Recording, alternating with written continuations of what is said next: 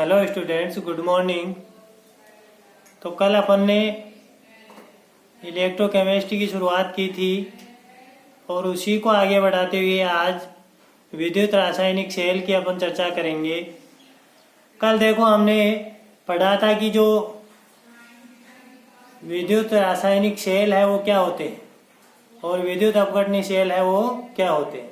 तो विद्युत अपघटनी सेल में होता क्या है, आपके पास कोई भी बीकर होगा, उसमें दो इलेक्ट्रोड अपन रखते हैं और विद्युत अपघट्य का विलयन भरते हैं और फिर उसमें क्या करते हैं, विद्युत धारा प्रवाहित करते हैं। तो विद्युत धारा प्रवाहित करने से जो विद्युत अपघट्य के आयन है वो विपरीत आवेशित इलेक्ट्रोड की ओर क्या करते हैं, गमन करते हैं। इसे ही अपन क्या बोलते हैं, विद्युत अपघटन बोलते हैं। क्या कहा जाता है, विद्युत अपघटन कहा जाता है। यानी आपने विद्युत धारा विद्युत अपघट्य के विलयन में प्रवाहित की तो उससे नए रासायनिक परिवर्तन होते हैं। विद्युत ऊर्जा को किस में कन्वर्ट किया जाता है, रासायनिक ऊर्जा में कन्वर्ट किया जाता है। ये जो सारा का सारा प्रक्रम जिस पात्र में संपन्न कराया जाता है उसे अपन विद्युत अपघटनी सेल या वोल्टामीटर कहते हैं। क्या कहते हैं, विद्युत अपघटनी सेल या वोल्टामीटर। लेकिन उससे पहले अपन विद्युत अपघटनी सेल की परिभाषा लिखते हैं। विद्युत अपघटनी सेल परिभाषा,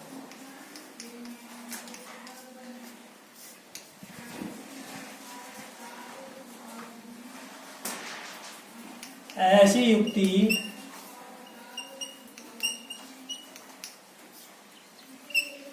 जिसके द्वारा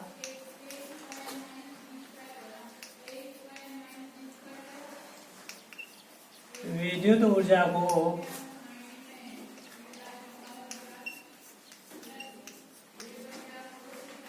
रासायनिक ऊर्जा में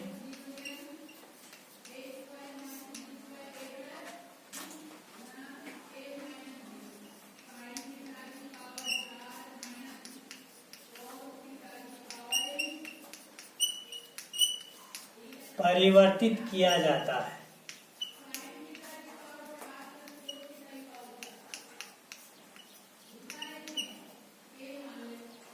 विद्युत अपघटनी सेल कहलाता है।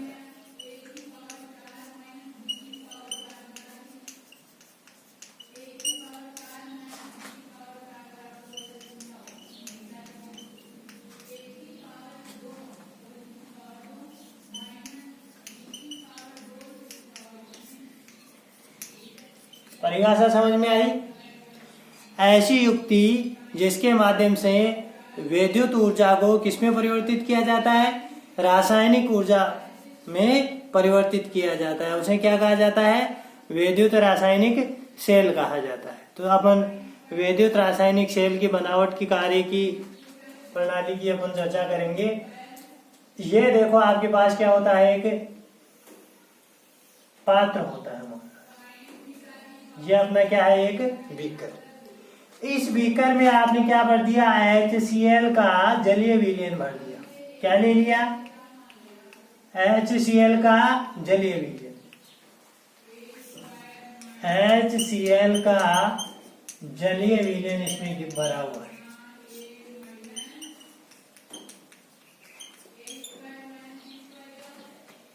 बात समझ में आ गई। और क्या लेते हैं, इसमें दो इलेक्ट्रोड लेते हैं अपन, धातु के दो इलेक्ट्रोड अपन ने ले लिए। ये जो इलेक्ट्रोड है वो सामान्यतः कौन सी धातु के लिए जाते हैं, प्लेटिनम धातु के इलेक्ट्रोड अपन लेते हैं। प्लेटिनम धातु के इलेक्ट्रोड लेने के पीछे कारण क्या है कि ये वो अक्रिय प्रकृति के इलेक्ट्रोड होते हैं, अर्थात ये स्वयं जो रासायनिक अभिक्रिया संपन्न होगी उसमें भाग नहीं लेते हैं, केवल अपने पृष्ठ पर अभिक्रिया संपन्न होने के लिए क्या देते हैं, जगह देते हैं या सतह प्रोवाइड करते हैं। इन दोनों इलेक्ट्रोडों को अपन चालक तार के माध्यम से किससे जोड़ देते हैं, बैटरी से जोड़ देते हैं। ये अपन ने क्या जोड़ दी, बैटरी जोड़ दी। इस बैटरी से दोनों को जोड़ दिया। ये अपनी क्या है, बैटरी। ये आपका धन टर्मिनल है और ये क्या है, ऋण टर्मिनल है, पॉजिटिव पोल और नेगेटिव पोल। अब जो पॉजिटिव पोल होता है उसे यहां पर अपन एनोड बोलेंगे। क्या बोलेंगे रे? एनोड। और ये आपका क्या हो गया? कैथोड।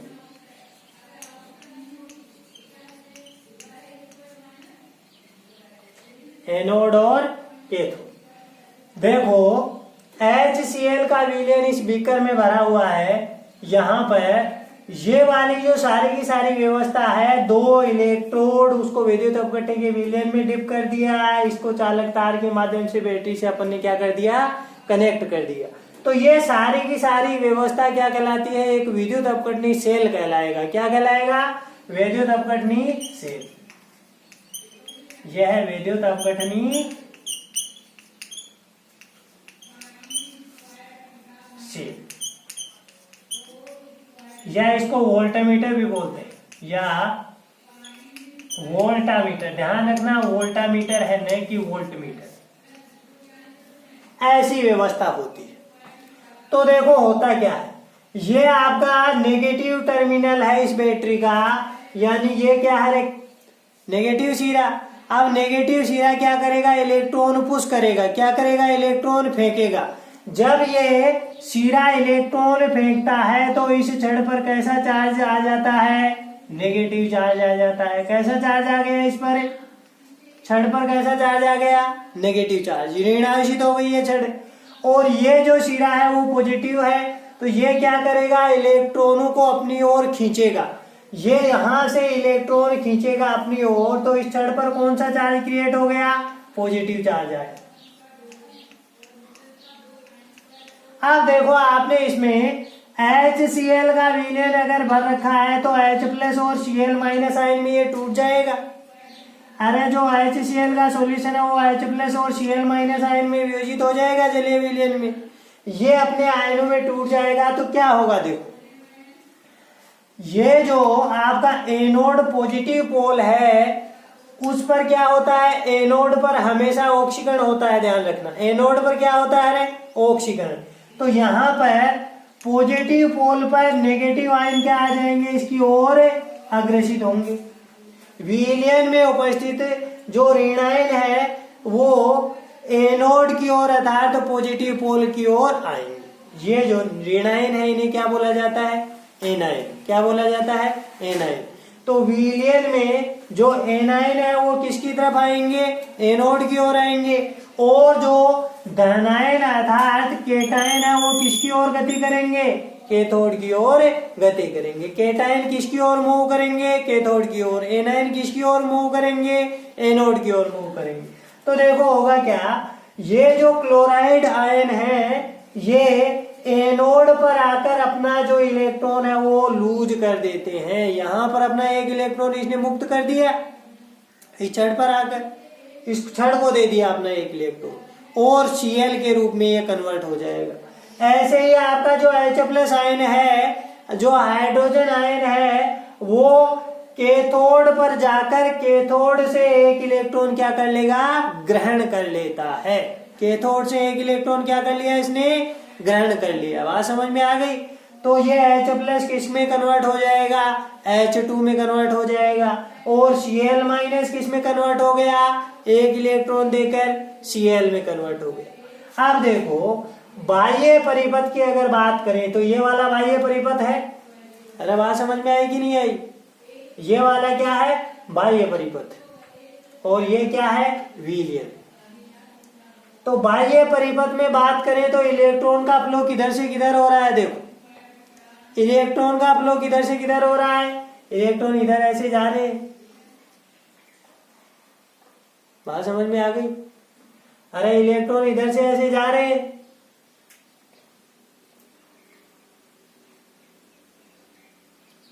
इलेक्ट्रॉनों का प्रवाह किधर हो रहा है? एनोड से कैथोड की ओर। किधर हो रहा है? एनोड से कैथोड की ओर हो रहा है। बात समझ में आ गई? तो धारा का प्रवाह इससे जस्ट उल्टा होगा। और जो आपका विलयन है इसमें आयनों के प्रवाह से क्या होता है? धारा प्रवाह होता है। विलयन में तो आयनों का प्रवाह होता है और बाह्य परिपथ में किसका प्रवाह हो रहा है? इलेक्ट्रॉन्स से धारा प्रवाहित हो रही है। बात समझ में आई? तो अपन यहाँ पर कैथोड और एनोड पर संपन्न होने वाली अभिक्रियाओं की चर्चा करते हैं। कैथोड पर क्या संपन्न होगा? एनोड पर कौन सी अभिक्रिया संपन्न होगी? देखो अपन एनोड की बात करते हैं। एनोड पर क्या होगा, देखो एनोड आपका पॉजिटिव पोल है। एनोड पर हमेशा ऑक्सीकरण होता है कि नहीं होता है। तो ऑक्सीकरण में क्या होगा, ये छड़ धनावेशित है तो धनावेशित छड़ पर ऋणायन गति करेंगे, ये Cl माइनस आयन आएंगे और इस छड़ पर अपना एक इलेक्ट्रॉन क्या कर देंगे, मुक्त कर देंगे। इस छड़ पर अपना इलेक्ट्रॉन त्याग दिया रे, छड़ पर इलेक्ट्रॉन त्याग कर किस में बदल जाएंगे, Cl2 में बदल जाएंगे। किस में बदल जाएंगे, Cl2 में।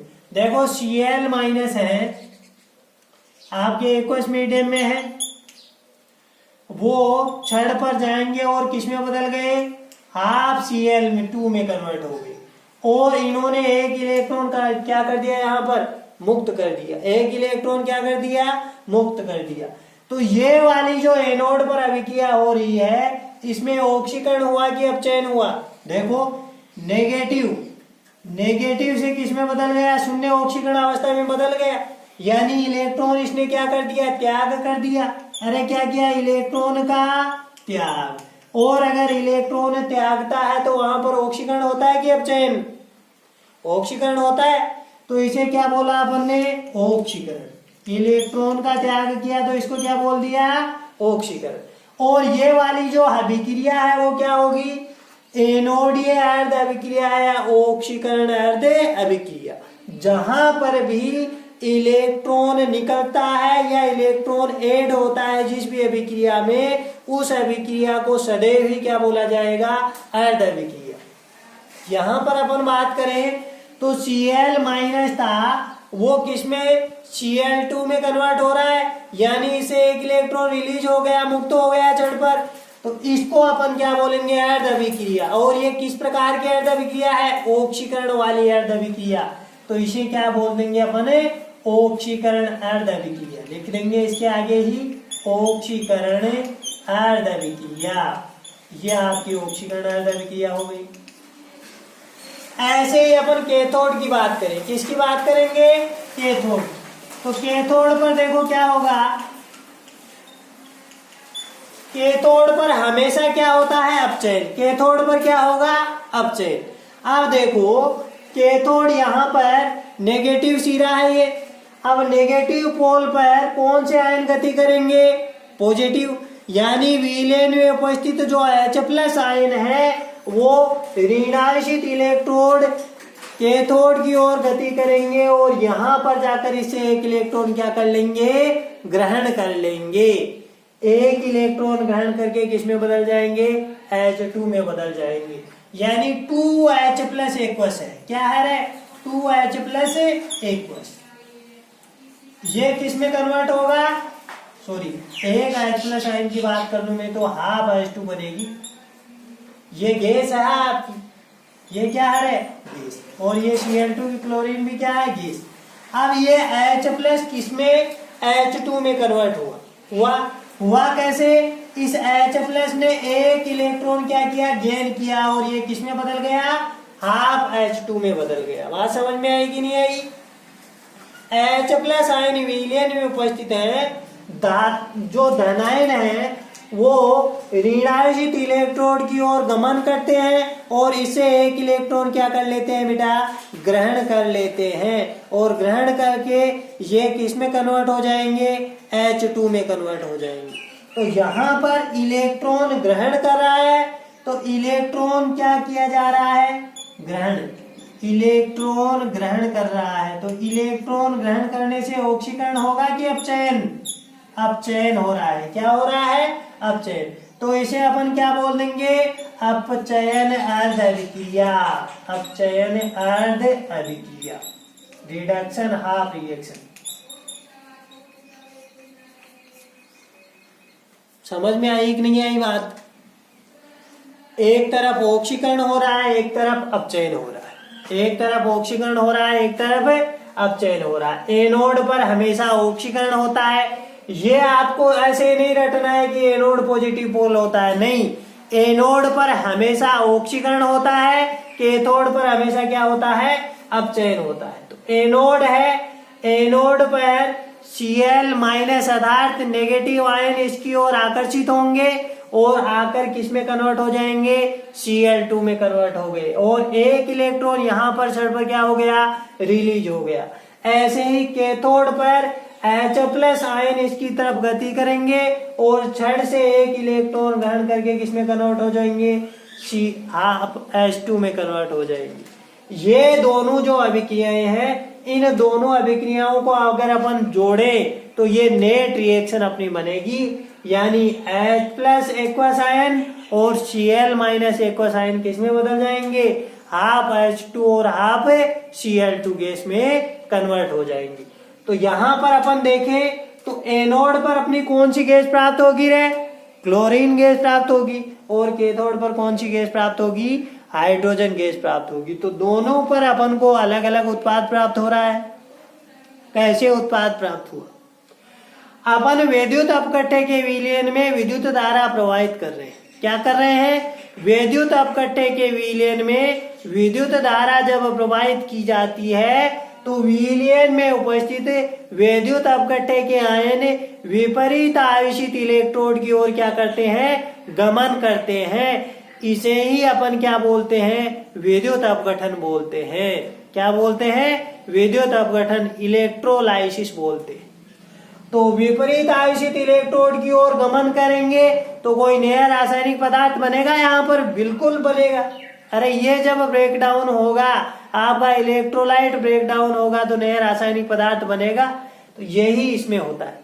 अब देखो, ये जो विद्युत अपघटन की प्रोसेस है, इसमें आप क्या कर रहे हो, पहले इनपुट दे रहे हो। अरे पहले आपने इलेक्ट्रिकल यहां पर जोड़ी कि नहीं जोड़ी, बैटरी जोड़ी, बैटरी से इनपुट आपने दिया, क्या दिया, इनपुट दिया इस विद्युत अपघट्टे के विलयन में, तब जाके आपको आउटपुट H2 और Cl2 गैस प्राप्त हुई। बात समझ में आई कि नहीं आई। तो इनपुट देने पर आउटपुट आया, यानी ये स्वतः हुआ कि अस्वतः है, अस्वतः हुआ।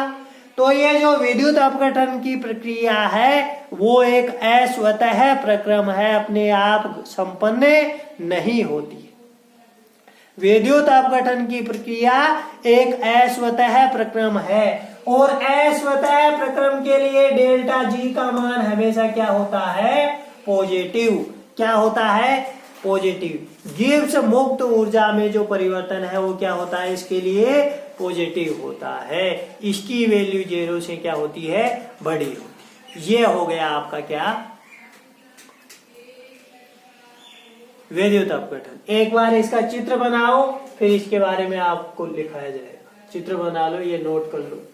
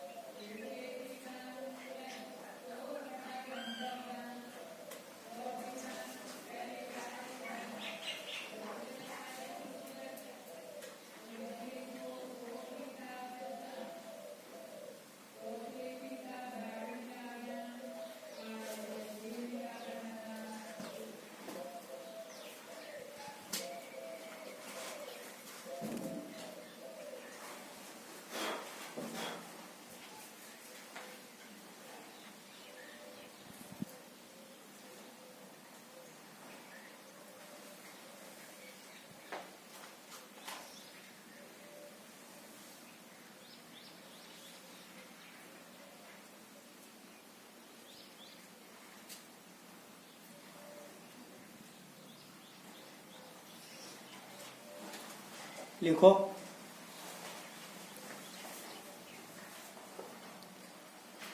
विद्युत अपघटन की प्रक्रिया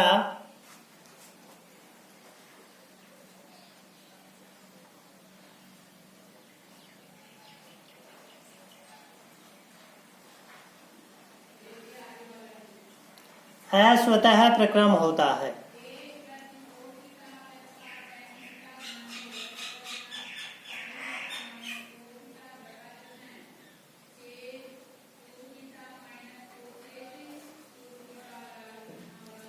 इसके लिए डेल्टा जी का मान पॉजिटिव होता है।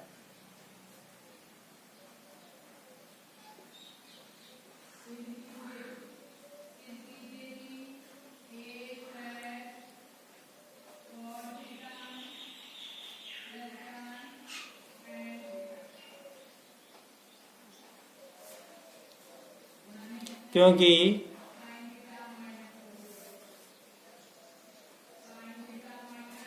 विद्युत ऊर्जा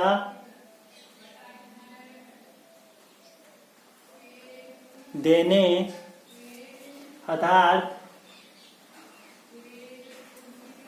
बैटरी जोड़ने पर ही रासायनिक परिवर्तन होते हैं। बैटरी जोड़ने पर ही रासायनिक अभिक्रियाएं संपन्न होती है। ऐसे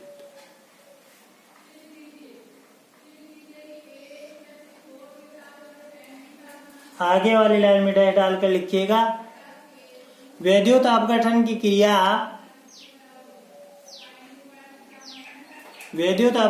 क्रिया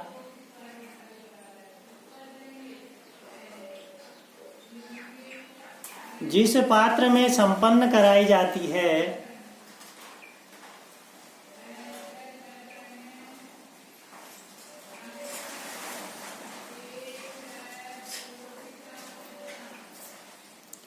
उसे विद्युत अपघटनी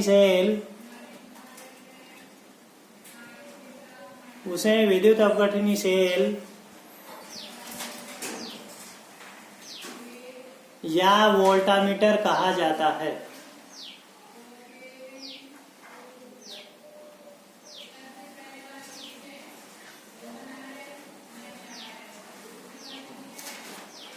अब अपन इसकी बनावट कार्य प्रणाली के बारे में चर्चा कर लेंगे। तो आगे वाली लाइन में डैश डालकर लिखो, सर्वप्रथम एक बीकर लेकर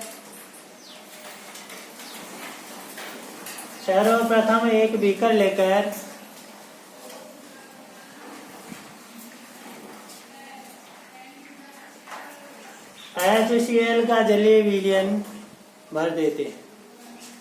सर्वप्रथम एक बीकर लेकर उसमें HCl का जलीय विलयन भर देते।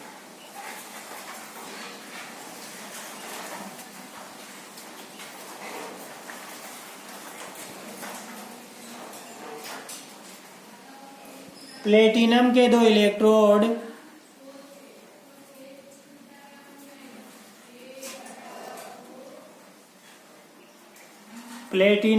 इलेक्ट्रोड बैटरी से संयोजित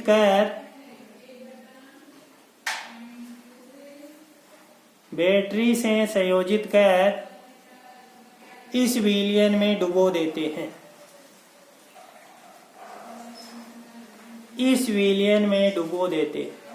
बात समझ में आ गई? क्या करेंगे भाई, दो इलेक्ट्रोड लेकर उनको बैटरी से कनेक्ट करके इस विलयन में अपन इनको क्या कर देते हैं, डिप कर देते हैं।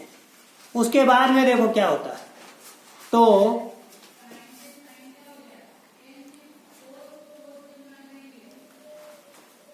विलयन में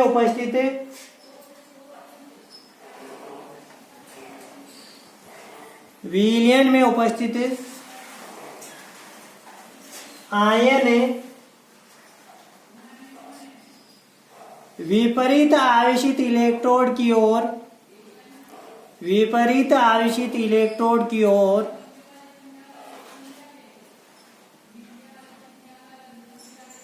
गमन करते हैं। अरे विद्युत अपघट्य के विलयन में अगर आप विद्युत धारा प्रवाहित कर रहे हैं तो विद्युत अपघट्य के जो आयन है वो विपरीत आवेशित इलेक्ट्रोड की ओर गमन करते हैं। इसे विद्युत अपघटन कहा जाता है।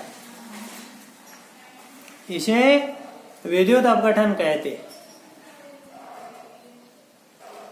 आगे वाली लाइन में डैश डालकर इसकी कंप्लीट डेफिनेशन आप लोग लिखेंगे। अर्थात विद्युत अपघट्य के विलयन में विद्युत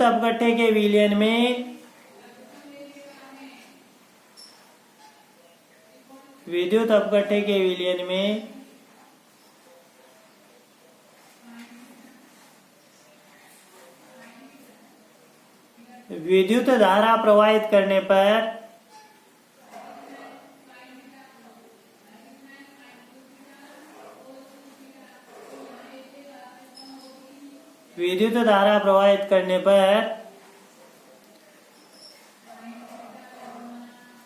आयनों का विपरीत आवेशित इलेक्ट्रोड की ओर विलयन में उपस्थित आयनों का विलयन में उपस्थित आयनों का विपरीत आवेशित इलेक्ट्रोड की ओर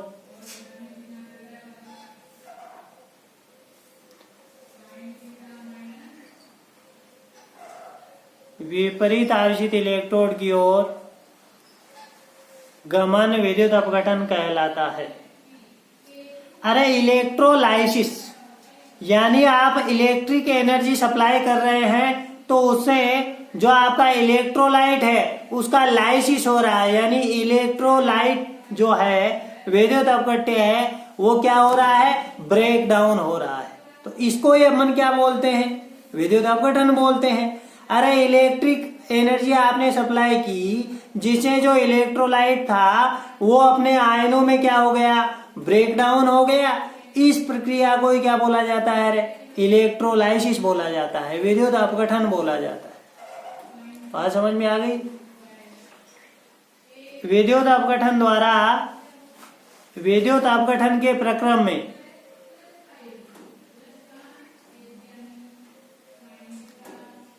निम्न रासायनिक अभिक्रियाएं संपन्न होती हैं।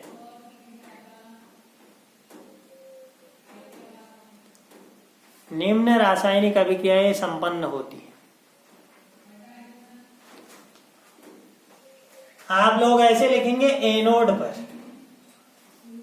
एनोड पर, एनोड ये जो आज अभिक्रिया है वो आप लिखेंगे Cl माइनस एक्वस जो आपका विलयन है, एक्वस मीडियम में जो आयन बन रहे हैं वो हाफ Cl2 में कन्वर्ट हो रहे हैं और एक इलेक्ट्रॉन यहाँ पर रिलीज हो रहा है। इसे अपन क्या बोलेंगे, ऑक्सीकरण अर्ध अभिक्रिया।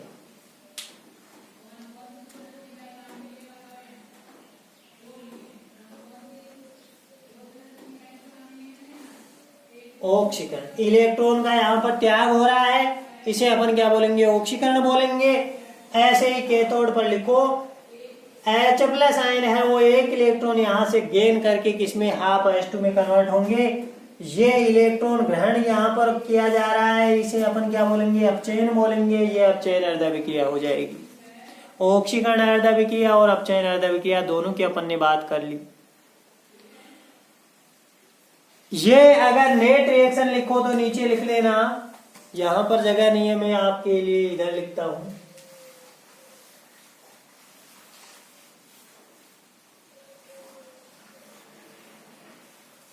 इन दोनों के नीचे ही लिख लेना, net reaction.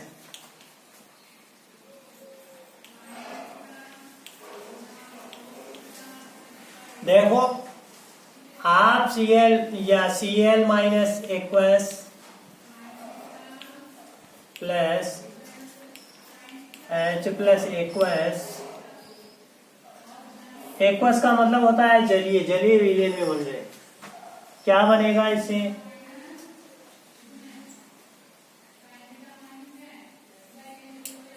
Half H2 plus half Cl, ये क्या है, गैस।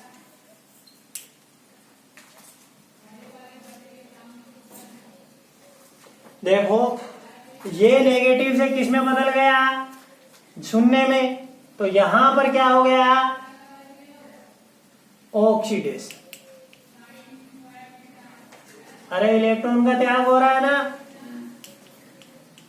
ऑक्सीडेशन हो गया, समझ गया, इलेक्ट्रॉन त्याग, ऑक्सीडेशन हो गया। और H प्लस है वो एक इलेक्ट्रॉन गेन करके प्लस क्या किया इसने, 1 इलेक्ट्रॉन, समझ गए। यहां पर -1 इलेक्ट्रॉन हो रहा है तो ये ऑक्सीडेशन हो गया, वहां पर इलेक्ट्रॉन ऐड हो रहा है तो वो क्या हो गया, रे रिडक्शन। क्या हो गया, रिडक्शन हो गया। तो अगर एक ही अभिक्रिया में ऑक्सीकरण और अपचयन अगर साथ साथ होता है तो उस अभिक्रिया को अपन क्या बोलते हैं, रिडॉक्स रिएक्शन। क्या बोलते हैं, रिडॉक्स रिएक्शन। तो ऑक्सीडेशन हो रहा है किसके साथ, रिडक्शन के साथ। तो यहाँ पर ये अभिक्रिया इसका रिडक्शन से ये अपन ने पकड़ लिया और इसका ये पकड़ लिया, तो ये कौन सी अभिक्रिया हो गई? रिडॉक्स अभिक्रिया हो गई। कौन सी अभिक्रिया हो गई है? रिडॉक्स रिएक्शन है। ये किस प्रकार की रिएक्शन है? एक रिडॉक्स रिएक्शन है। आपके पास जो इलेक्ट्रोलाइट है उसमें आपने इलेक्ट्रिक एनर्जी सप्लाई की, तो कौन सी अभिक्रिया संपन्न हो रही है? यहाँ पर एक रिडॉक्स रिएक्शन संपन्न हो रही है, जिसमें 1 इलेक्ट्रॉन गेन करके हाफ Cl2 कहां पर बनेगी? आपके एनोड पर बनेगी कि कैथोड पर? बताओ, ऑक्सीडेशन कहां पर होता है? एनोड पर। तो इसे अपन क्या बोल दिया? एनोडिक हाफ रिएक्शन या ऑक्सीडेशन हाफ रिएक्शन बोल दिया। और वहां पर क्या हो रहा है? अपचयन हो रहा है।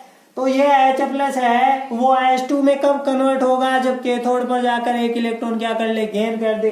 तो इसे अपन क्या बोलेंगे? कैथोड ये हाफ रिएक्शन बोलेंगे। तो इन दोनों को अगर आपने ऐड कर दिया तो ये क्या हो गई? नेट शेल रिएक्शन हो गई। क्या हो गई? आपकी नेट शेल रिएक्शन हो गई। आगे लिखने ना, आगे वाली लाइन में डैश डालकर लिखो। मैंने आपका जो डायग्राम है वो यहां से बोर्ड से मिटा दिया है। लिखो, बाह्य परिपथ में इलेक्ट्रॉन्स का प्रवाह है। अरे किधर से किधर होगा रे? अभी बताया था। अरे एनोड से किधर होगा? कैथोड। बाह्य परिपथ में इलेक्ट्रॉन्स का प्रवाह है, एनोड से कैथोड की तरफ होता है।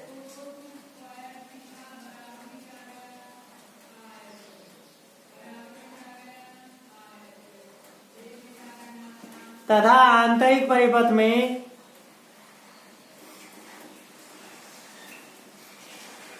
आयनों का प्रवाह होता है। तो देखो यहां पर ये पूरा का पूरा आपका जो सर्किट बन रहा है भाई, पूरा का पूरा क्या बन रहा है? एक सर्किट बन रहा है। उसमें बाह्य परिपथ धातु का जो तार है उसमें धारा प्रवाह का माध्यम क्या है? इलेक्ट्रॉन्स। और आपका जो एक्वस मीडियम में HCl का सॉल्यूशन है उसमें धारा प्रवाह का माध्यम क्या है? आयंस। क्या है? आयंस है। आगे वाली लाइन में डैश डालकर लिखो, वैद्युत अपघटन के इस प्रक्रम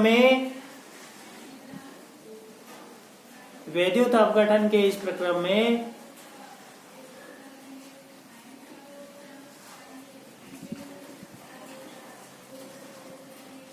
एनोड पर क्लोरीन गैस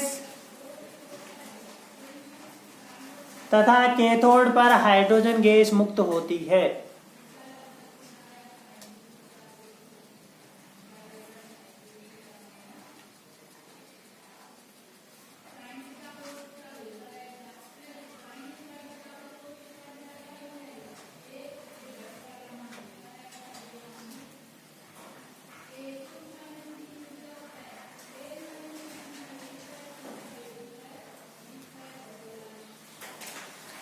आगे वाली लाइन में डैश डालकर लिखो, यह प्रक्रम तब तक चलता है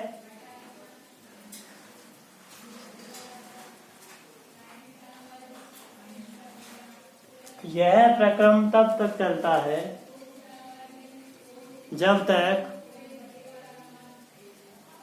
वैद्युत परिपथ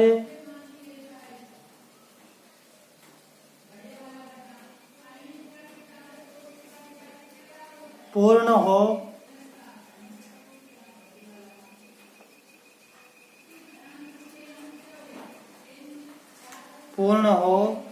तथा HCl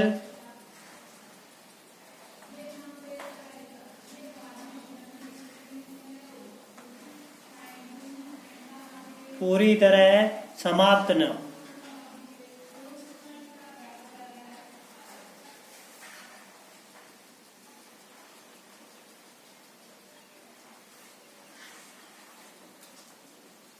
तथा HCl पूरी तरह समाप्त न हो, तब तक यह प्रक्रम विद्युत अपघटन का चलता रहता है। आप लोगों की समझ में आया होगा। अब अपन एक दो छोटे छोटे नियम है उनकी चर्चा यहाँ पर और कर लेते हैं। विद्युत अपघटन से संबंधित दो नियम अपने पास हैं, उनकी चर्चा करते हैं। तो लिखिएगा विद्युत अपघटन के नियम।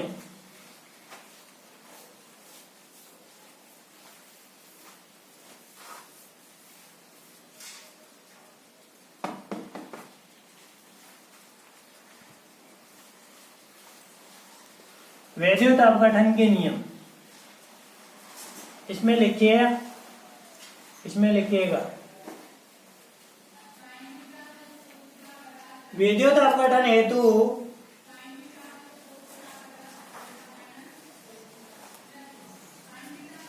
फेराडे ने निम्न 2 नियम दिए।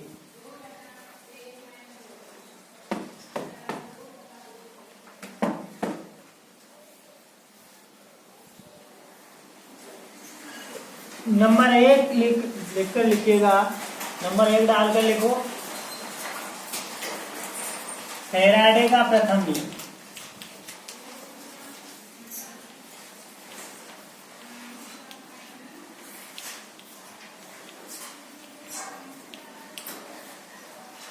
देखो फेराडे का प्रथम नियम क्या है भाई,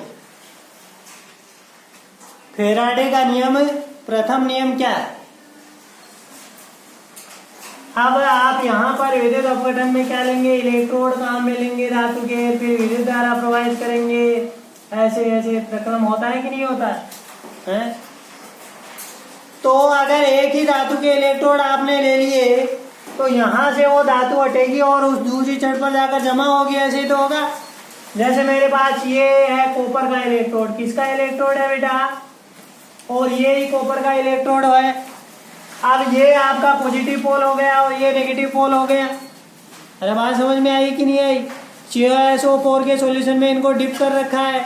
तो देखो क्या होगा उस स्थिति में Cu+2 है वो किसमें, कॉपर में जमा हो जाएगा। अरे बात समझ में आई कि नहीं आई?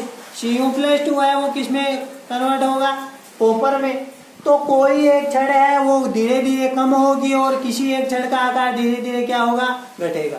अरे एक छड़ है वो धीरे धीरे क्या होगी, छोटी होती जाएगी, और एक छड़ का आकार धीरे धीरे क्या होता जाएगा, बढ़ता जाएगा। अरे बात समझ में आई कि नहीं आई? ऐसा ही होगा। तो किसी एक इलेक्ट्रोड की मोटाई तो बढ़ेगी और किसी एक इलेक्ट्रोड की मोटाई क्या होगी, घटेगी। ये जो प्रक्रम है वो धातु के शुद्धिकरण में सामान्यतः काम में लिया जाता है, विद्युत अपघटन। तो उसमें क्या होता है, एक ही धातु के दोनों इलेक्ट्रोड ले लेते हैं, एक शुद्ध होता है और एक अशुद्ध होता है। जो एनोड है वो अशुद्ध का कार्य करता है और कैथोड किसका कार्य करता है, शुद्ध का। ये आपका एनोड हो गया और ये क्या हो गया, कैथोड हो गया। थोड़ा समझो इसको, देखो अब एनोड है, ये आपका एनोड है, तो एनोड पर देखो क्या होगा, एनोड पर क्या होता है, ऑक्सीकरण होगा कि अपचयन होगा, ऑक्सीकरण होगा एनोड पर। एनोड पर क्या होगा, ऑक्सीकरण। यानी इस छड़ पर उपस्थित जो कॉपर के परमाणु हैं वो किस में कन्वर्ट होंगे, Copper+2 में कन्वर्ट होंगे। Cu सॉलिड है इस छड़ पर, Cu सॉलिड है वो किस में बदलेगा, Cu+2 एक्वस में बदलेगा। बात समझ में आई कि नहीं आई? Cu सॉलिड इस छड़ से कॉपर के परमाणु Cu+2 के रूप में इस सॉल्यूशन में आएंगे। ये होगा प्रक्रम, किस पर होगा, ये एनोड पर ऐसी विक्रिया संपन्न होगी। अब देखो ये आपका कैथोड है, नेगेटिव पोल है। अरे क्यों हुआ, ये तो समझ में आ गया होगा क्यों हुआ। ये पॉजिटिव पोल आपका है तो ये इलेक्ट्रॉन खींचेगा। ये जब इलेक्ट्रॉन खींचेगा तो कॉपर के जो परमाणु हैं वो इसी छड़ पर अपने इलेक्ट्रॉन त्याग कर धातु धनायन के रूप में विलयन में आ जाएंगे। ऐसा होगा। देखो एनोड आपका पॉजिटिव पोल होगा, ये अपनी ओर इलेक्ट्रॉन खींचेगा। ये जब अपनी ओर इलेक्ट्रॉन खींचता है तो इसे कॉपर की छड़ में उपस्थित कॉपर के जो परमाणु हैं वो अपने इलेक्ट्रॉन इस छड़ पर ही त्याग कर धातु धनायन के रूप में किस में आ जाते हैं बेटा, विलयन में आ जाते हैं। कॉपर सॉलिड है वो Cu+2 के रूप में इस एक्वस मीडियम में आ जाता है और ये दोनों जो इलेक्ट्रॉन थे वो इस छड़ पर ही रह जाते हैं, क्योंकि इसके पास तो पॉजिटिव चार्ज है, ये तो इलेक्ट्रॉन का भूखा है। बात समझ में आई कि नहीं आई? तो ये दो इलेक्ट्रॉन कहां पर रह गए, इसे छड़ पर ही रह गए। देखो इसने इलेक्ट्रॉन त्याग दिए ना, रे एनोड पर इलेक्ट्रॉन त्याग दिए तो क्या हो गया, ऑक्सीकरण। तो इसे अपन क्या बोलते हैं, ऑक्सीकरण अर्ध अभिक्रिया बोलते हैं। अब क्या होगा कैथोड पर, अरे विलयन में Cu+2 आयन मौजूद है।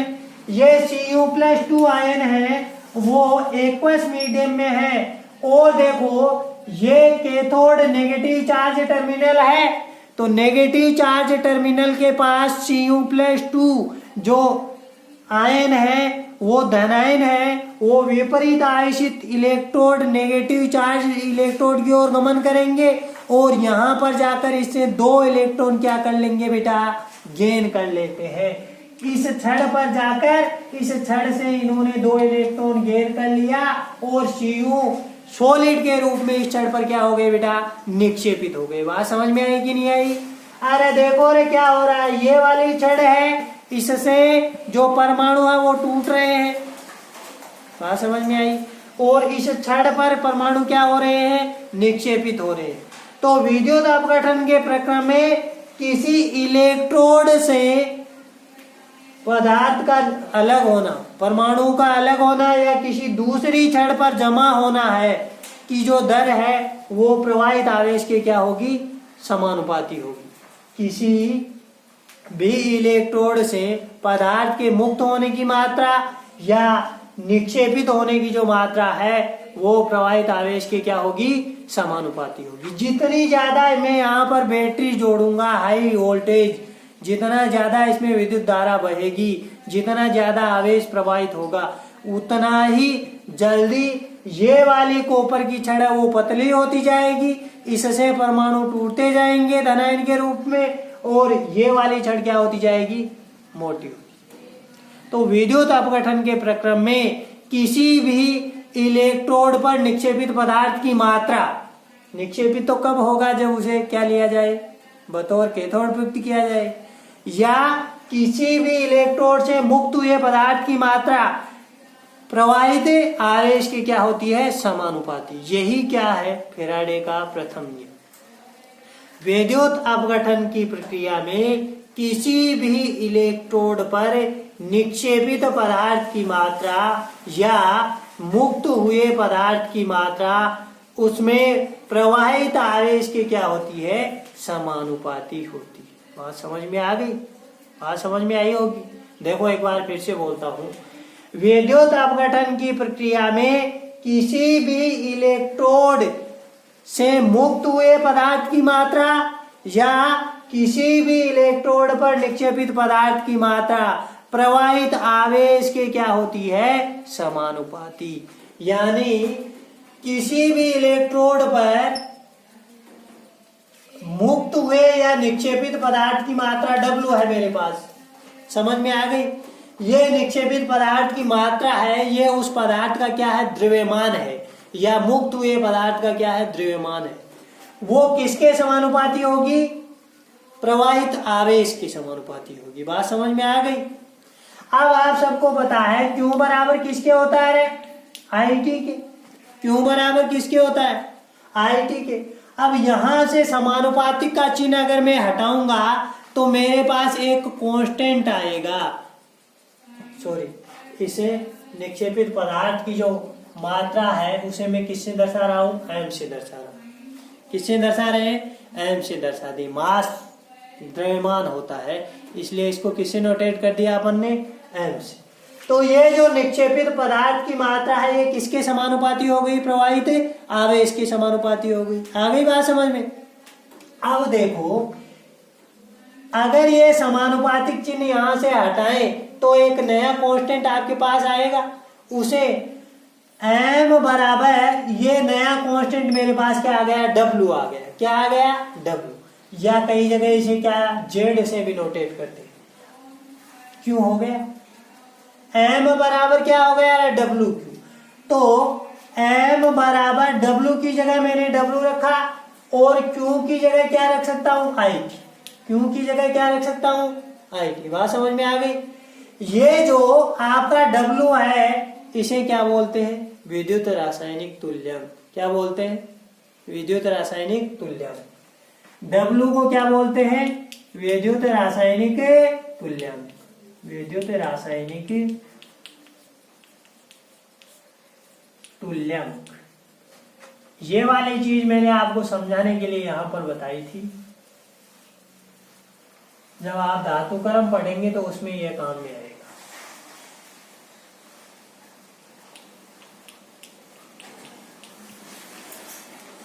डब्ल्यू आपका क्या है? विद्युत रासायनिक तुल्यांक। देखो किसी भी इलेक्ट्रोड विद्युत अपघटन की प्रक्रिया में किसी भी इलेक्ट्रोड पर निक्षेपित पदार्थ की मात्रा या मुक्त हुए पदार्थ की मात्रा उसमें प्रवाहित आवेश की क्या होती है? समानुपाती होती है। बात समझ में आ गई? अब यहां से समानुपाती चिन्ह हटाया तो आपके पास क्या आ गया? एक कांस्टेंट आ गया डब्ल्यू, और ये डब्ल्यू क्या है? विद्युत रासायनिक तुल्यांक। यहां पर ही लिख देना। आप देखो क्यू बराबर किसके होता है? आई टी के। तो एम बराबर किसके हो गया? डब्ल्यू आई टी के। बात समझ में आ गया? अब मान लो यदि आई बराबर क्या है रे? 1 एम्पियर। आई बराबर क्या है? 1 एम्पियर, यानी प्रवाहित धारा कितनी है? 1 एम्पियर। और टी बराबर कितना है? 1 सेकेंड। कितना है? 1 सेकेंड। आई बराबर कितना? 1 एम्पियर। और टी बराबर कितना है आपका? 1 सेकेंड। तो एम बराबर क्या हो जाएगा? डब्ल्यू। एम बराबर क्या हो गया? डब्ल्यू। तो यहां से ये जो आपका विद्युत रासायनिक तुल्यांक है उसकी डेफिनेशन निकल जाएगी क्या? जब किसी विद्युत अपघट्य के विलयन में 1 एम्पियर की धारा 1 सेकेंड तक प्रवाहित किया जाए तो किसी भी इलेक्ट्रोड पर निक्षेपित पदार्थ की मात्रा या मुक्त हुए पदार्थ की मात्रा ही क्या कहलाता है? उसका विद्युत रासायनिक तुल्यांक कहलाता है। क्या कहलाता है? विद्युत रासायनिक तुल्यांक कहलाता है। थोड़ी सी बात समझ में आई होगी, एक बार दोबारा देखो। किसी भी विद्युत अपघट्य के विलयन में जब आप विद्युत धारा प्रवाहित करते हैं तो या तो कोई पदार्थ है वो टूटेगा या कोई पदार्थ है वो जमा होगा, है? तो किसी भी विद्युत अपघट्य के विलयन में विद्युत धारा प्रवाहित करने पर किसी इलेक्ट्रोड पर निक्षेपित पदार्थ की मात्रा या मुक्त पदार्थ की मात्रा उसमें प्रवाहित आवेश की क्या होती है? समानुपाती। ये आपने चिन्ह हटाया तो यहाँ पर आपका डब्ल्यू आ गया। इस डब्ल्यू को क्या बोला जाता है? विद्युत रासायनिक तुल्यांक। और क्यू बराबर किसके लिए पुटअप कर दिया? आई टी के रख दिया। अब देखो एम बराबर डब्ल्यू आई टी हो गया। निक्षेपित पदार्थ की मात्रा डब्ल्यू इंटू आई इंटू टी के होता है। जब मैं आई बराबर 1 इकाई ले लूं, 1 एम्पियर ले लूं, और टी बराबर 1 सेकेंड ले लूं, तो एम बराबर किसके हो जाएगा रे? डब्ल्यू के हो जाएगा। और यहां से अपन विद्युत रासायनिक तुल्यांक की डेफिनेशन बता सकते हैं। जब किसी विद्युत अपघट्य के विलयन में 1 एम्पियर की धारा 1 सेकेंड तक प्रवाहित की जाती है तो उस इलेक्ट्रोड पर निक्षेपित पदार्थ की मात्रा या मुक्त हुए पदार्थ की मात्रा ही क्या कहलाती है? विद्युत रासायनिक तुल्यांक कहलाती है। तो सबसे पहले आप ये पहले वाला फैराडे का नियम लिखो, फिर दूसरे की बात करते हैं। फैराडे का प्रथम नियम लिख लिया? इसमें लिखो, इसमें लिखिएगा विद्युत अपघटन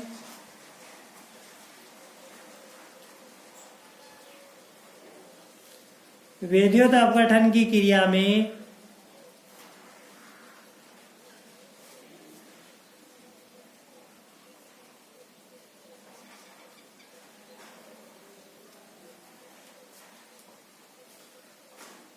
किसी इलेक्ट्रोड पर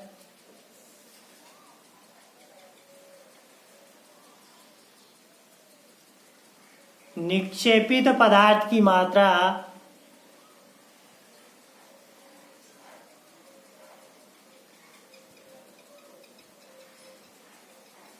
या मुक्त पदार्थ की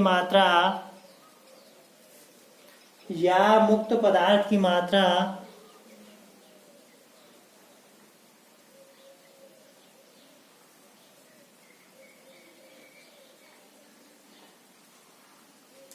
उस विलयन में प्रवाहित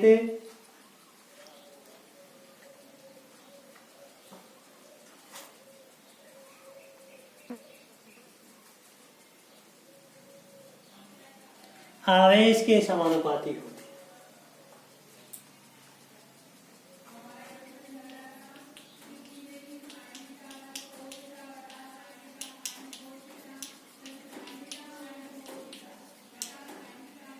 रखो इनको सबको।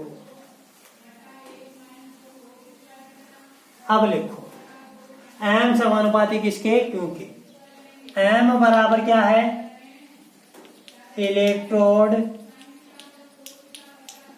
पर निक्षेपित या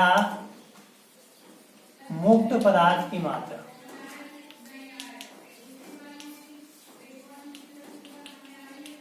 मात्रा या द्रव्यमान।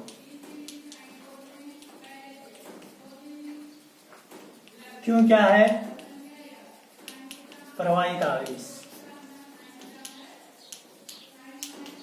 ये समानुपाती का चिन्ह हटाया तो डब्ल्यू आया आपका, ये क्या है, विद्युत रासायनिक तुल्यांक।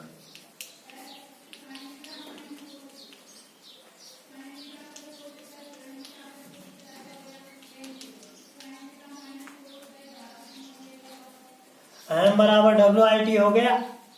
उसके आगे लिखिएगा यदि I बराबर 1 एम्पियर और t बराबर 1 सेकेंड है तो m बराबर W।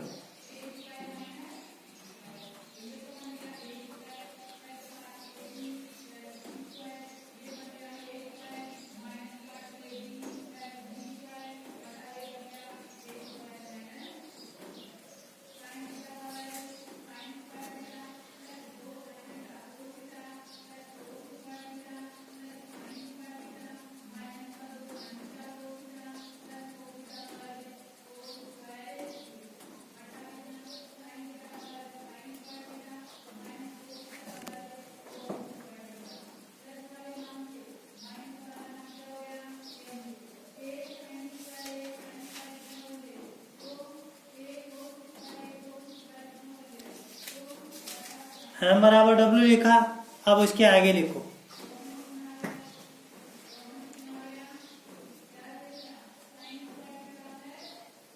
यदि किसी विद्युत अपघट्य के विलयन में यदि किसी विद्युत अपघट्य के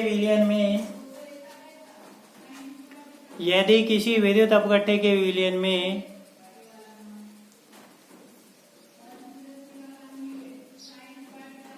1 एम्पियर की धारा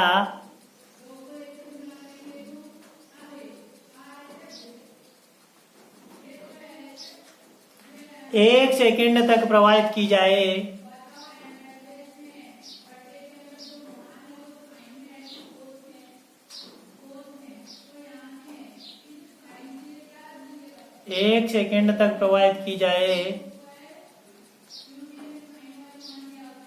तो इलेक्ट्रोड पर निक्षेपित पदार्थ की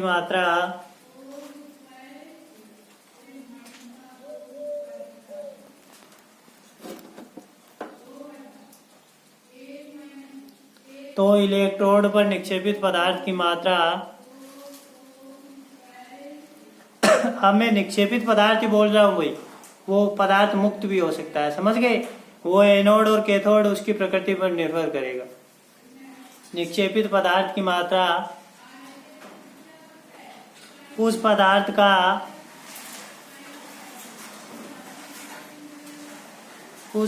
का रासायनिक तुल्यांक कहलाता है। समझ में आ गई होगी शायद बात।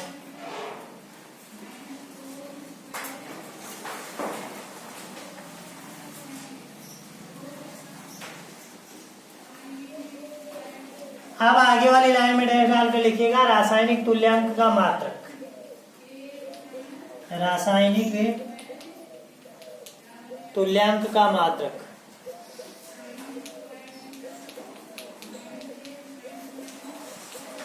अरे देख लो ना मात्रक, क्या परेशानी होती है आपको। देखो W का मात्रक निकालना है ना, तो W बराबर क्या हो जाएगा, m/IT, m divided by IT। अब ये निक्षेपित पदार्थ की मात्रा किस में होगी रे, ग्राम में होगी। ये किस में होगा भाई, अरे I एम्पियर में होगा। अरे किस में होगा, एम्पियर में प्रवाहित धारा। और समय किस में होगा, सेकेंड में। तो क्या हो जाएगा इसकी इकाई, ग्राम एम्पियर इनवर्स और सेकेंड इनवर्स। ये आपका जो प्रथम नियम है वो कंप्लीट होता है। फैराडे का प्रथम नियम आपके कंप्लीट हो गए।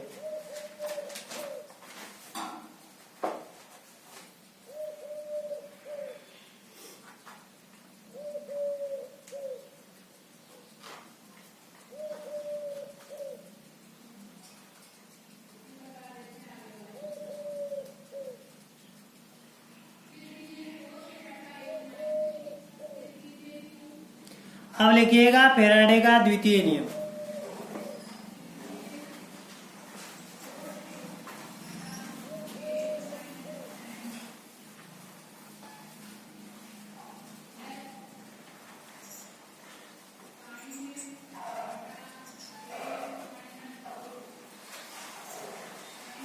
फैराडे का द्वितीय नियम। अरे ये फैराडे के नियम किससे संबंधित है? विद्युत अपघटन से संबंधित। ध्यान रखना, बार बार में मैं नोट डाउन नहीं करवा रहा हूं कि ये विद्युत अपघटन के नियम है, लेकिन आपको अंडरस्टूड है कि अपन इस चैप्टर में यही पढ़ रहे हैं। विद्युत अपघटन है तो विद्युत अपघटन के नियम है। ये नियम देखो क्या है। ये नियम ऐसा है भैया कि आपके पास ये अलग अलग विद्युत अपघट्य हैं। ये मेरा विद्युत अपघट्य ए है और ये क्या है? विद्युत अपघट्य बी है। अलग अलग विद्युत अपघट्य ले लिए। अब इन अलग अलग विद्युत अपघट्य में मैं समान धारा समान समय के लिए प्रवाहित करूंगा। समान धारा समान समय के लिए। अगर अलग अलग विद्युत अपघट्यों में समान धारा समान समय के लिए प्रवाहित की जाए तो इलेक्ट्रोडों पर निक्षेपित पदार्थ की मात्रा उनके तुल्यांकी भारों के क्या होता है? समानुपाती होता है। तुल्यांकी भारों के क्या होता है? समानुपाती। यानी निक्षेपित पदार्थ की मात्रा W समानुपाती होगा क्या? इसके तुल्यांकी भार के समानुपाती। तुल्यांकी भार के समानुपाती होगा। किसके समानुपाती होगा? तुल्यांकी भार के समानुपाती। तुल्यांकी भार ग्राम इक्विवेलेंट से दर्शाते हैं तो W समानुपाती होगा किसके? E। इस प्रकार से अपन इस नियम को बताते हैं। लिखो, इसके बारे में लिख लो थोड़ा। फिर इसकी नई डेफिनेशन, आधुनिक जो डेफिनेशन है जो अपने यूज में आएगी वो वाली लिखेंगे। लिखो थोड़ा।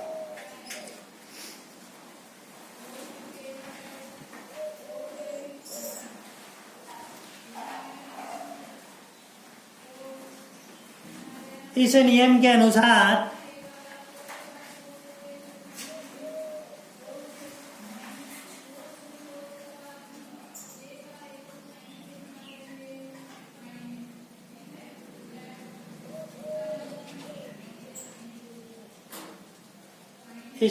अनुसार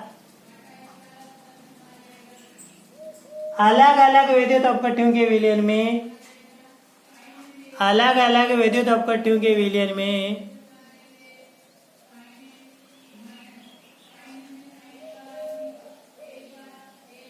अलग अलग विद्युत अपघट्यों के विलयन में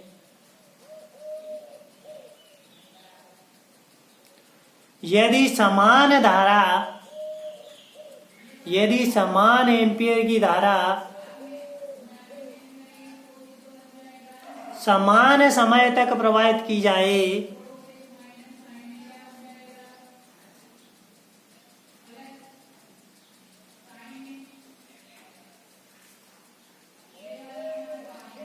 तो इलेक्ट्रोडों पर निक्षेपित पदार्थ की मात्रा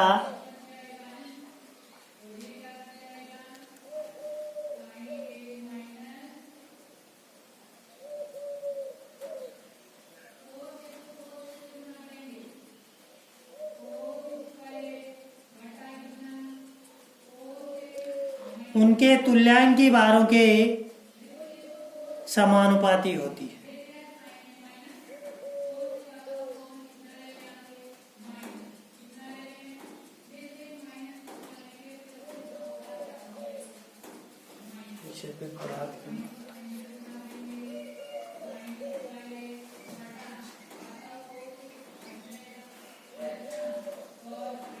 आगे वाली लाइन में डैश डालकर लिखिएगा।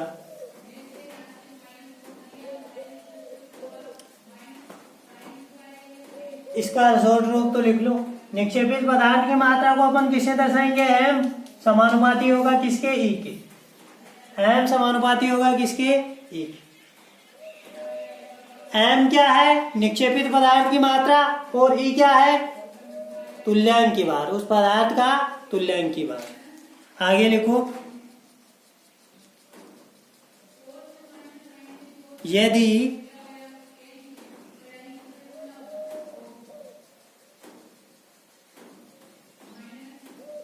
A और B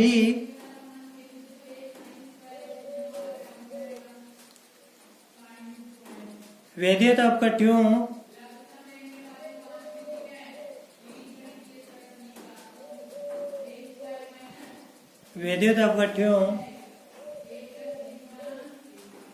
के विलयन में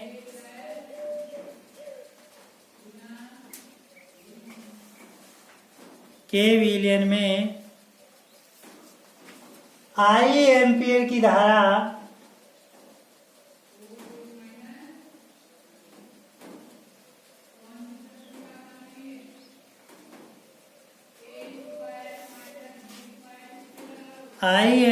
धारा T समय तक I एम्पियर की धारा T सेकंड तक लिखो। I एम्पियर की धारा T सेकंड तक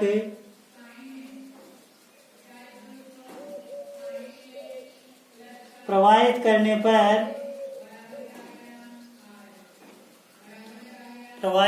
पर निक्षेपित पदार्थ की मात्रा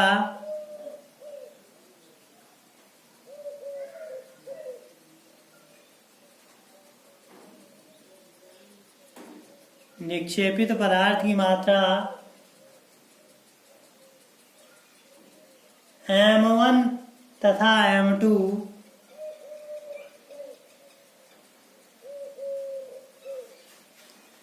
है, M1 तथा M2 है, तथा इनके तुल्यांक की भार क्रमशः है E1 तथा E2 है। पदार्थ A है, उसका तुल्यांक की भार E1 है, और पदार्थ B का तुल्यांक की भार क्या है? E2।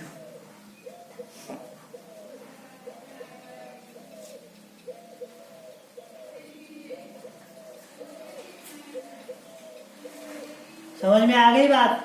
तो क्या लिखेंगे? देखो, इस नियम से अपन क्या लिखने, अतः M1 बराबर क्या लिखो यहां पर, अतः M1 किसके समानुपाती हो गया रे? E1 के। अरे बात समझ में आ गई? समान धारा समान समय के लिए प्रवाहित करने, ये 1 नंबर लिख देते हैं, और ऐसे ही M2 समानुपाती कोई किसके? E2 के लिख दो, ये 2 नंबर। तो 1 व 2 से क्या लिखेंगे? M1 अपॉन M2 बराबर E1 अपॉन क्या हो गया रे? E2। M1 अपॉन M2 बराबर किसके हो गया? E1 अपॉन E2 के हो गया। अब देखो अपना पहला नियम क्या है। अपना जो पहला नियम है वो क्या था? निक्षेपित पदार्थ की मात्रा किसके हो रही थी? किसके बराबर लिख रहे थे अपन? निक्षेपित जो पदार्थ है उसकी मात्रा किसके बराबर लिख रहे थे? प्रवाहित आवेश के। अरे किसके बराबर लिख रहे थे? प्रवाहित आवेश के। फैराडे के प्रथम नियम से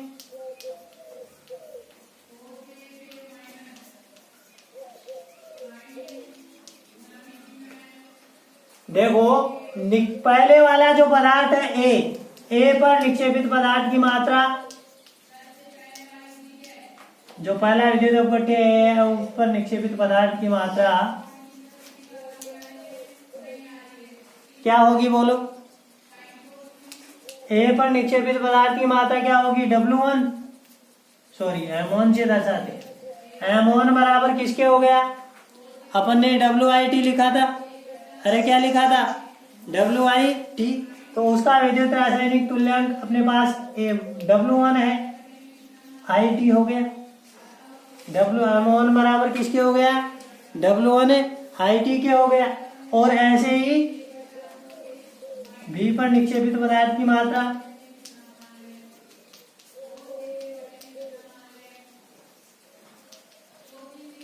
M2 बराबर W2I। अरे ये हुआ कि नहीं हुआ? इसको अपन नाम दे दो, इसको 3 नंबर नाम दे दो, इसको 4 दे दो और इसको क्या दे दो? बात समझ में आ गई? तो देखो इनको क्या कर दो, डिवाइड कर दो। 4 व 5 से क्या लिख सकते हैं? M1 बाई M2 बराबर किसके हो गया? W1IT upon W2IT। IT से IT कैंसिल हो गया। M1 अपॉन M2 बराबर किसके हो गया? W1 upon W2। ये समीकरण नंबर, एक बार दोबारा लिख लो, इसको यहां पर लिख देता हूं आगे। M1 अपॉन M2 बराबर W1 अपॉन W2। ये समीकरण नंबर आपका 6 हो गया। बात समझ में आई? देखो एक बार दोबारा, फैराडे का प्रथम नियम क्या बोलता है? किसी भी इलेक्ट्रोड पर निक्षेपित पदार्थ की मात्रा प्रवाहित आवेश के समानुपाती होती है। तो उसे अपन ने M1 बराबर W1IT लिख दिया। ऐसे ही बी पर निक्षेपित पदार्थ की मात्रा M2 बराबर किसके हो गया? W2IT। अब देखो 1, 4 व 5 से अपन क्या लिख सकते हैं? M1 अपॉन M2 बराबर W1IT अपॉन W2IT। IT से IT कैंसिल हो गया। M1 अपॉन M2 बराबर किसके आया रे? W1 अपॉन W2 क्या है? किसके बराबर आया? W1 upon W2। अब देखो M1 M2 इधर भी है, M1 M2 इधर भी है, तो 3 और 6 में तुलना कर सकते हैं? तो समीकरण 3 व 6। अरे समीकरण 3 और 6 से क्या लिख सकते हैं? देखो W1 W2 E1 E2 है कि नहीं है? W1 अपॉन W2 बराबर किसके हो गया? E1 upon E2। यानी W समानुपाती किसके हो गया? W समानुपाती क्या किसके हो गया? E।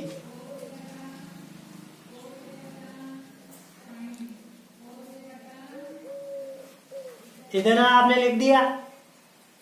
अब लिखिएगा अतः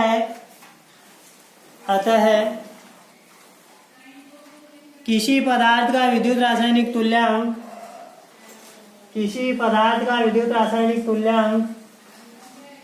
उसके तुल्यांक की भार के समानुपाती होता है।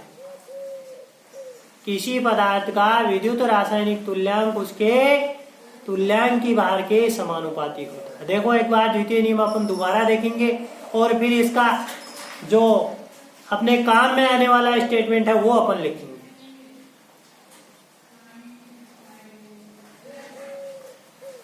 तो पढ़ा करो घर जाके, थोड़ा पढ़ते कम ही हो हैं? अपने कॉपी में ये जो आप नोट्स नोट कर रहे हो इनको अच्छी तरह से नोट डाउन करो और बार बार इनको क्या किया करो? रिपीट किया करो। ये जो फिजिकल केमिस्ट्री है अगर एक बार आपकी समझ में आ गई, जहन में अच्छे से फिट हो गई, तो फिर आप इसको अपनी ज़िंदगी में कभी नहीं भूलोगे। अपने बच्चों को पढ़ाओगे, अपने आस पड़ोसियों को पढ़ाओगे, तो अच्छे से पढ़ा करो, पूरा इंटरेस्ट लेकर पढ़ो। जो भी चीज़ पढ़ो फिर उसका कुछ मज़ा ही अलग होगा। आप लोग आगे जाएंगे, मान लीजिए कई बच्चे अगर कॉलेज भी करेंगे उसके बाद में, तो ये चीज़ें हैं यही चलती हैं।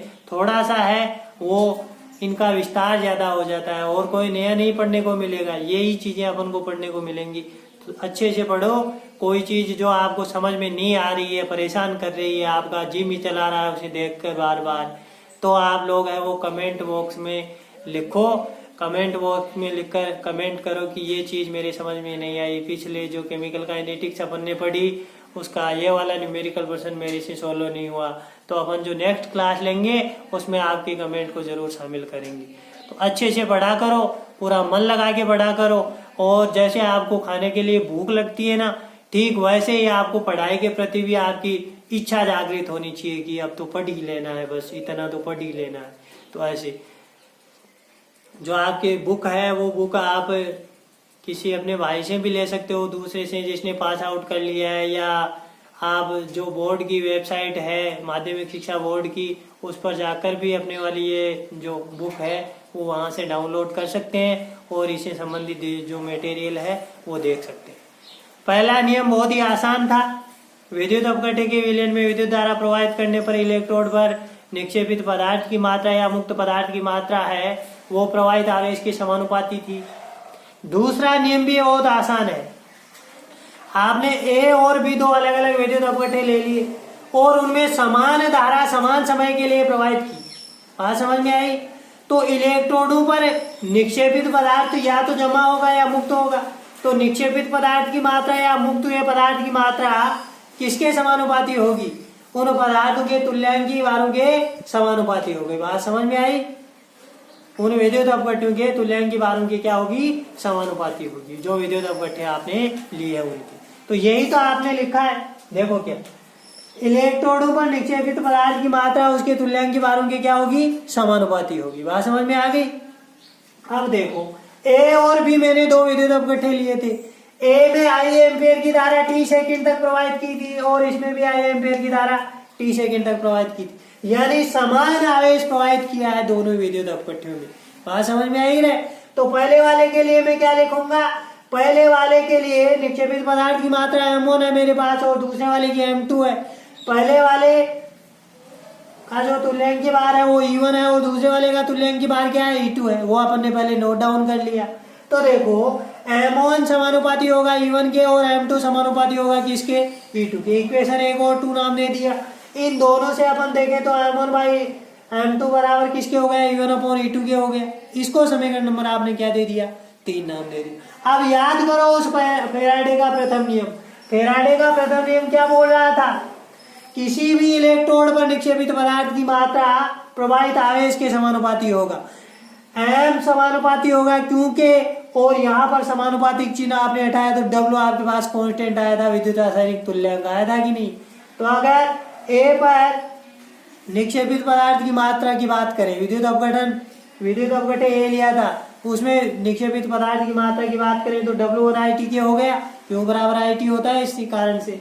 और B पर निक्षेपित पदार्थ की मात्रा की अगर बात करें तो सॉरी, ये B पर पढ़ा रहने दो, नहीं तो B में लिख देना। विद्युत अपघट्य का विलयन A है और B, तो A में निक्षेपित पदार्थ की मात्रा, B में निक्षेपित पदार्थ की मात्रा, कोई फर्क पड़ने वाला नहीं है, विलयन A की बात है। तो B के लिए M2 बराबर W2I2 के हो गया। बात समझ में आ गई? अब ये जो 4 और 5 है इनके आधार पर M1 अपॉन M2 बराबर क्या लिख सकते हैं? W1 upon W2। इसको समीकरण नंबर अपन ने क्या नाम दे दिया बेटा? 6 नाम दे दिया। अरे देखो रे, M1 अपॉन M2 बराबर W1 अपॉन W2 है कि नहीं है? अरे है कि नहीं है बेटा? है ना? और इधर क्या है? M1 अपॉन M2 बराबर किसके है? E1 अपॉन E2 के। ये इसके बराबर है, तो इसके आधार पर अपन क्या लिख सकते हैं? अरे जब ये इसके बराबर हुआ और वो इसके बराबर हुआ तो M1 M2 दोनों में कॉमन है, तो वो भी क्या होंगे? समान।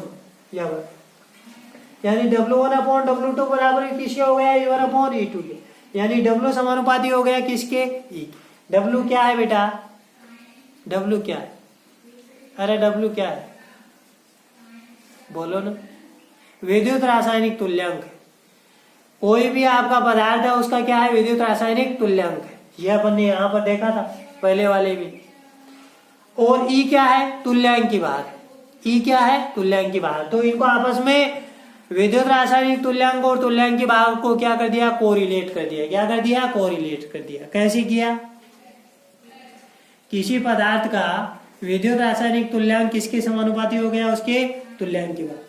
किसी पदार्थ का विद्युत रासायनिक तुल्यांक किसके समानुपाती हो गया? उसका तुल्यांकी भार के समानुपाती हो गया। ये नियम है, लेकिन ये अपन काम में नहीं लेंगे। न्यूमेरिकल जो प्रश्न आएंगे उनमें अपन काम में नहीं लेंगे, उनमें अपन दूसरा ही एक नियम काम में लेंगे जिसे अपन अब बताएंगे। तो देखो, लिखिएगा।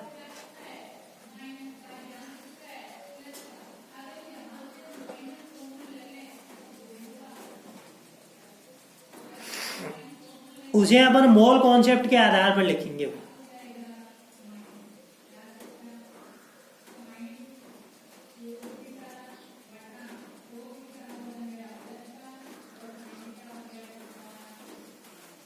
लिखिएगा, फेराडे के द्वितीय नियम का वैकल्पिक कथन।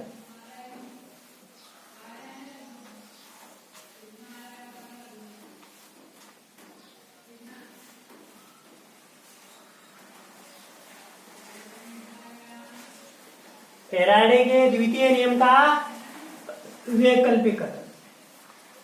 उसके यहां पर इंपॉर्टेंट भी लगा लेना भाई, किसके लिए? न्यूमेरिकल प्रॉब्लम्स के लिए।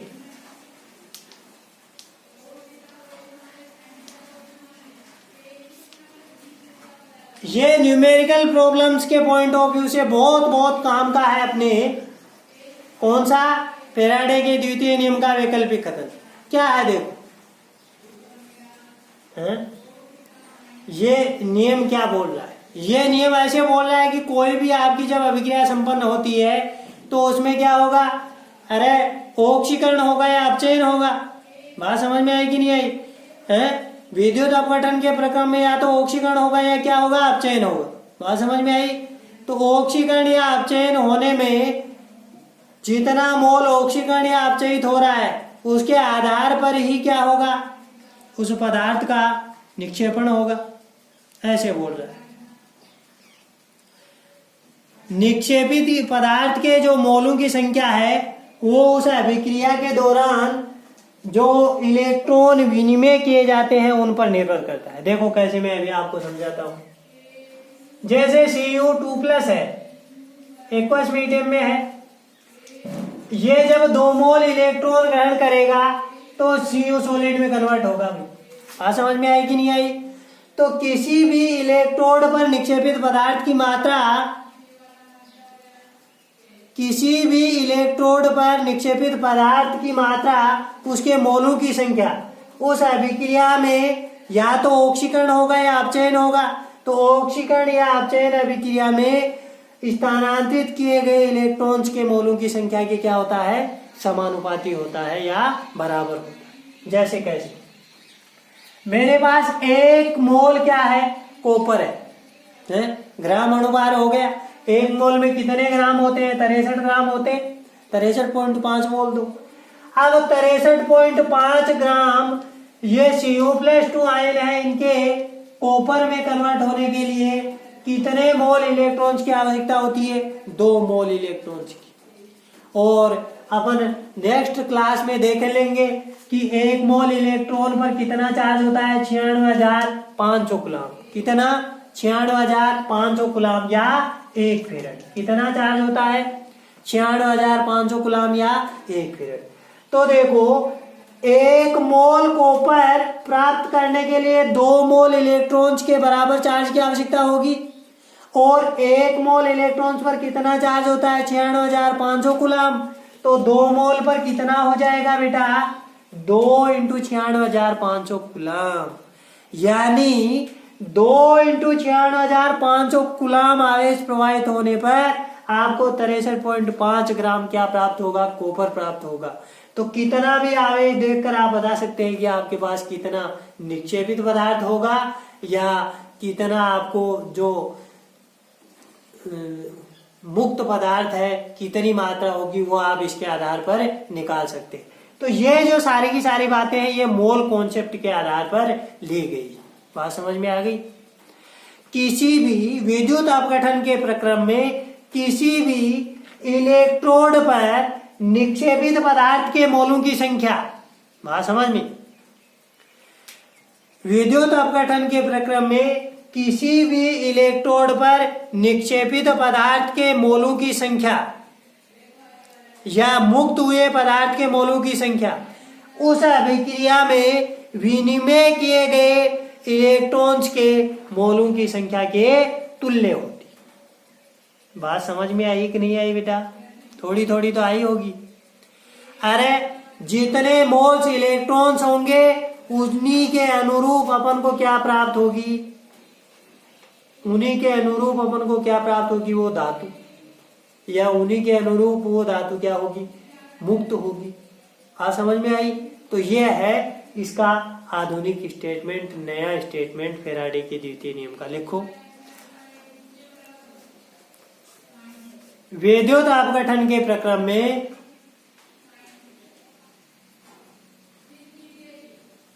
विद्युत अपघटन के प्रक्रम में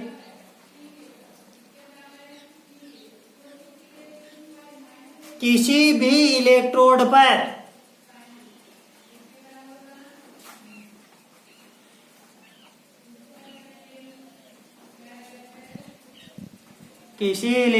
पर निक्षेपित पदार्थ के मोलों की संख्या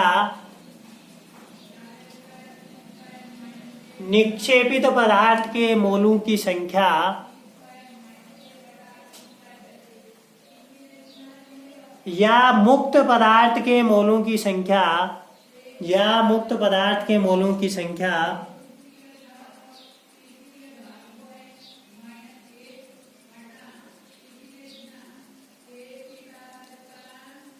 अभिक्रिया के दौरान विनिमय किए गए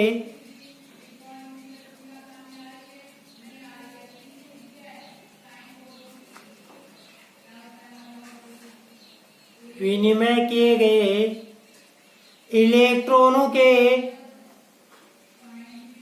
मोलों की संख्या के समानुपाती होती है।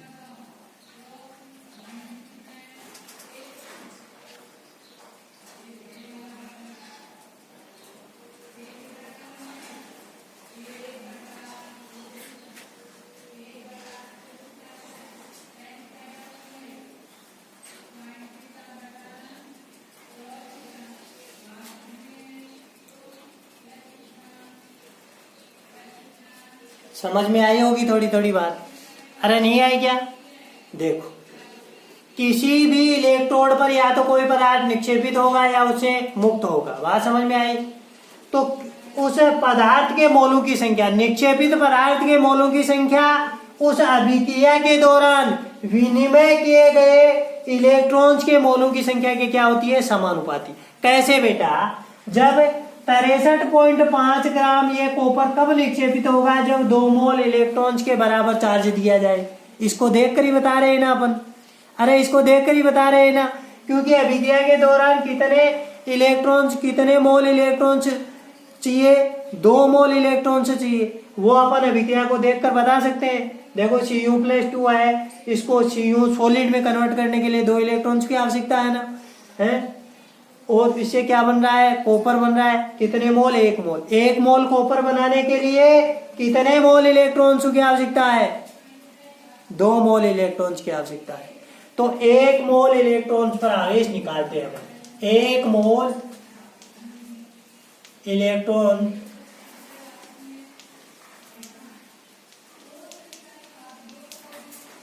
पर आवेश की गणना करते हैं। 1 मोल इलेक्ट्रॉन पर कितना चार्ज होगा? देखो, 1 इलेक्ट्रॉन पर कितना आवेश होता है? बताओ, 1 इलेक्ट्रॉन पर कितना आवेश होता है? 1.66 इंटू 10 की पावर -19 कूलम। अरे कितना होता है? 1.66 इंटू 10 की पावर -19 कूलम। और 1 मोल में कितनी संख्या होती है? कितनी संख्या होती है? इसको अगर अवोगाद्रो संख्या से इसको गुणा कर दें तो क्या प्राप्त हो जाएगा? 1 मोल पर आवेश आ जाएगी। अवोगाद्रो संख्या कितनी है? 6.03 इंटू 10 की पावर 19। 1 मोल में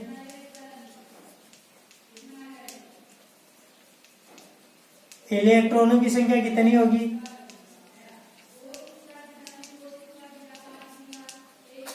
अवोगाद्रो संख्या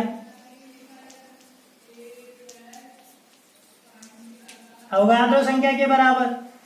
अरे किसके बराबर होगी? 1 मोल में इलेक्ट्रॉन्स की संख्या अवोगाद्रो संख्या के बराबर। और वो कितनी है? 6.023 इंटू 10 की पावर 23। 6.023 इंटू 10 की पावर 23 आता है 1 मोल इलेक्ट्रॉन्स पर आवेश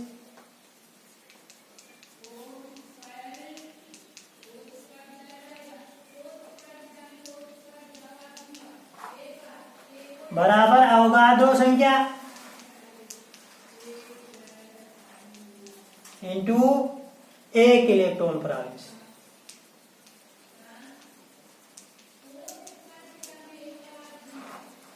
अवगाद्रो संख्या 6.023 इंटू 10⁻23 को किससे मल्टीप्लाई करेंगे? 1.66 इंटू 10⁻−19 कूलम से। तो ये कितना आएगा? 96,500 कूलम या 1 पेड़। कितना आएगा? 96,500 कूलम या 1 पेड़।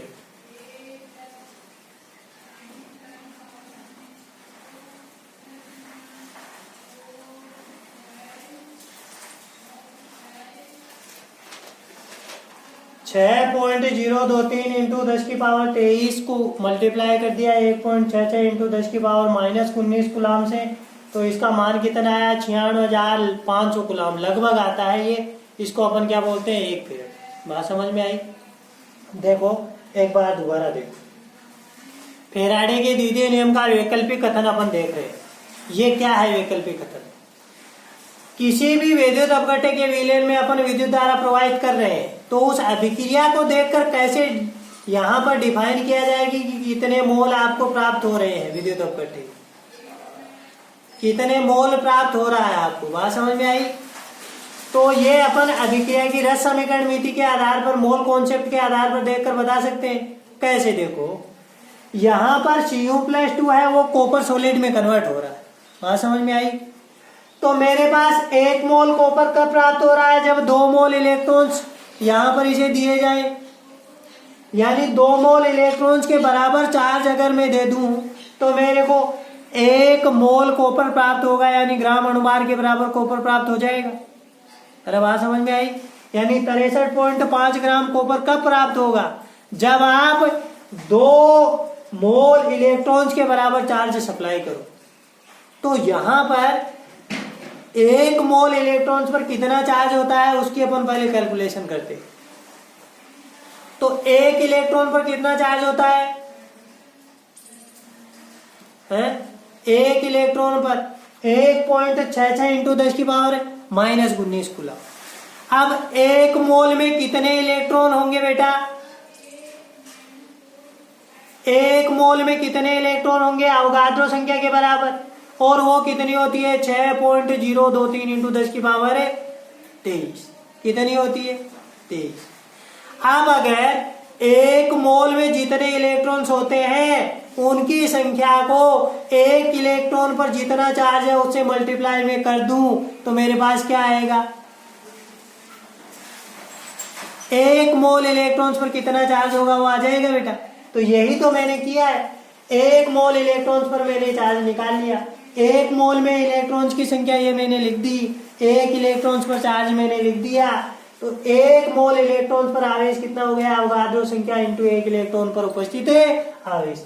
इसको जब मैंने लिखा तो ये कितना आया? 96,500 कूलम। कितना आया? 96,500 कूलम। बात समझ में आई?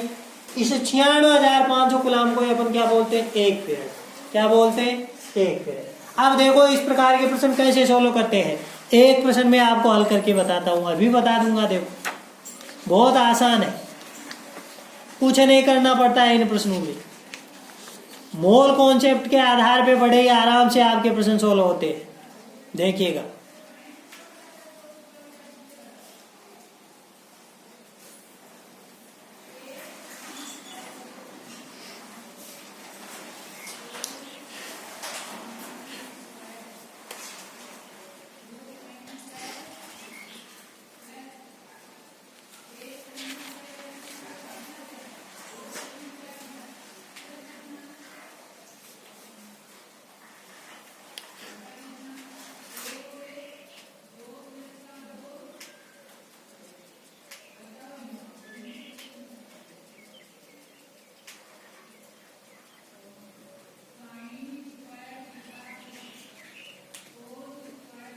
देखो क्वेश्चन लिखिएगा CuSO4 के विलयन में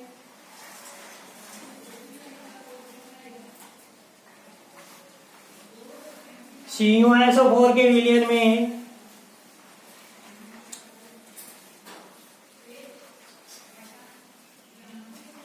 CuSO4 के विलयन में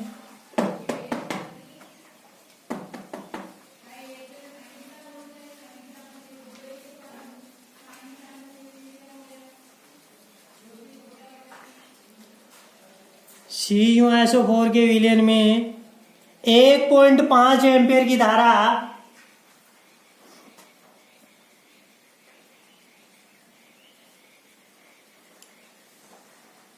10 मिनट तक प्रवाहित की जाती है। अब विद्युत अपघट्य के विलयन में धारा प्रवाहित कर रहे हैं तो क्या होगा बेटा, बताओ ना। विद्युत अपघट्य के विलयन में विद्युत धारा प्रवाहित करने पर विद्युत अपघटन होगा, और विद्युत अपघटन होने पर आपको विद्युत अपघटन के नियम लगाने पड़ेंगे। कैथोड पर निक्षेपित कॉपर की मात्रा बताओ। हमेशा निक्षेपण अगर होगा तो कैथोड पर ही होगा। एनोड धीरे धीरे क्या होगा, पतला होता जाएगा, कैथोड मोटा होता जाएगा। ये आपका प्रश्न है भाई, समझ में आई बात। आप देखो, अरे प्रवाहित धारा कितनी बता रहा है, अरे आई बराबर कितना बेटा, कितने एम्पियर की, बोलो कितने एम्पियर, 1.5 एम्पियर। आई बराबर 1.5 एम्पियर। अच्छा, कितने समय के लिए प्रवाहित की हैं, 10 मिनट। 10 मिनट तक प्रवाहित की तो अपन को समय किसमें लेना है बेटा, सेकंड में। अरे मिनट को सेकंड में बदला तो 60 से मल्टीप्लाई कर दिया, इतने सेकंड आ गए। अरे आया कि नहीं आया। अब देखो, अगर 1.5 एम्पियर की धारा इतनी समय के लिए प्रवाहित की जाएगी तो जो आवेश है वो कितना प्रवाहित हो जाएगा। प्रवाहित आवेश क्यों बराबर किसके होता है बेटा, आई टी के। आई को किससे गुणा करो, टी से। आई को गुणा किया 600 से, 15 ची की 90, 900 कुलाम आवेश आया। कितने कुलाम आवेश आया बेटा, 900 कुलाम। कितना आवेश आया आपके पास, 900 कुलाम। अब मैंने बताया था कि इन प्रश्नों को आप जब हल करो ना तो आपको एक तरीके से सोल्व करना है। जो नियम मैंने बताया था, आधुनिक नियम, फैराडे के विद्युत अपघटन का द्वितीय नियम, कि किसी भी अभिक्रिया में विद्युत अपघटन के दौरान मुक्त हुए पदार्थ के मोलों की संख्या अभिक्रिया में विनिमय किए गए इलेक्ट्रॉन्स के मोलों की संख्या की क्या होती है, समानुपाती होती है। किसी भी विद्युत अपघटन की प्रक्रिया में किसी भी इलेक्ट्रोड पर मुक्त हुए पदार्थ की मात्रा या निक्षेपित पदार्थ की मात्रा है, निक्षेपित पदार्थ के मोलों की संख्या है, वो उस अभिक्रिया के दौरान विनिमय किए गए इलेक्ट्रॉन्स के मोलों की संख्या की क्या होती है, समानुपाती होती है। तो देखो, CuSO4 का सॉल्यूशन है, उसमें आपको क्या प्राप्त होगा, कॉपर प्राप्त हो रहा है कि नहीं। अब CuSO4 SO4-2 होता है तो कॉपर +2 होगा बेटा, अरे होगा कि नहीं होगा। तो सिंपल यहां से आपको लिखना है Cu2+ एक्वस है, वो अगर 2 मोल इलेक्ट्रॉन्स ग्रहण कर ले तो किसमें कन्वर्ट हो जाएगा बेटा, Cu सॉलिड में कन्वर्ट हो जाएगा। बात समझ में आई कि नहीं आई। अरे देखो, Cu सॉलिड में कन्वर्ट हो रहा है। अब 1 मोल आपके पास कॉपर है, उसमें कितना भार होगा, उसके ग्राम अणुभार के बराबर, यानी कितना भार होगा उसका, 63 ग्राम। कितना, 63 ग्राम। यानी 63 ग्राम आपको कॉपर कब प्राप्त होगा, जब 2 मोल इलेक्ट्रॉन्स पर जितना आवेश होता है उतना आवेश उसे सप्लाई करो तब। 1 मोल प्राप्त करने के लिए 2 मोल इलेक्ट्रॉन्स के बराबर चार्ज देना पड़ेगा कि नहीं। अब 1 मोल पर कितना चार्ज होता है, 96,500 कुलाम। तो 2 मोल इलेक्ट्रॉन्स पर कितना चार्ज होगा बेटा, 2 × 96, 500। कितना होगा, 2 × 96, 500। और अपने पास चार्ज कितना है, 900 कुलाम। ये 900 कुलाम, तब ये कितना प्राप्त होगा निकाल सकते हैं। अरे आया कि नहीं आया समझ में। तो अपन ने किसके आधार पे देखा, अपन रिएक्शन में कितने स्थानांतरित इलेक्ट्रॉन्स के मोलों की संख्या है उसके आधार पर ही अपना प्रश्न सोल्व कर लिया।